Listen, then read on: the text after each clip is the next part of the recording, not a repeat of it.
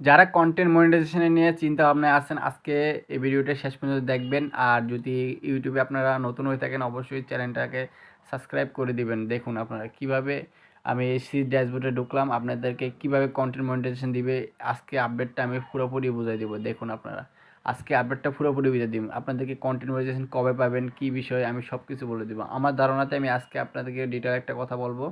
যারা ইনস্টিমেট set up 4 তারিখে বন্ধ হয়েছে, 4 তারিখেই পাবেন আপনারা ভাই। 4 তারিখে সবাইকে কন্টেন্ট মনিটাইজেশন দেখতে পারবেন আপনারা আপনাদের পেজে ভাই। যদি আপনারা না দেখেন তখন আপনারা আমাকে বলিয়েন ভাই, আমি যেটা বলতেছি এটাই দেখেন। আপনি 4 তারিখে আপনাদের সবাই ফেসবুক প্রোফাইল হোক, পেজ হোক, আপনারা সবাই কন্টেন্ট মনিটাইজেশন দেখতে পাবেন আপনাদের ফেসবুক প্ল্যাটফর্মে। ঠিক আছে, আপনারা নিয়মিত কাজ করে যান, অবশ্যই ভালো ভালো টাইপের ভিডিও বানানোর চেষ্টা করেন, জানি কোনো ধরনের ইস্যু না আসে। এখন ইস্যু আসলে আপনাদের সবাইকে কন্টেন্ট মনিটাইজেশন কেউ পাবেন না। নিয়মিত কাজ করে যান, অবশ্যই সবাই কন্টেন্ট মনিটাইজেশন পাবেন ভাই।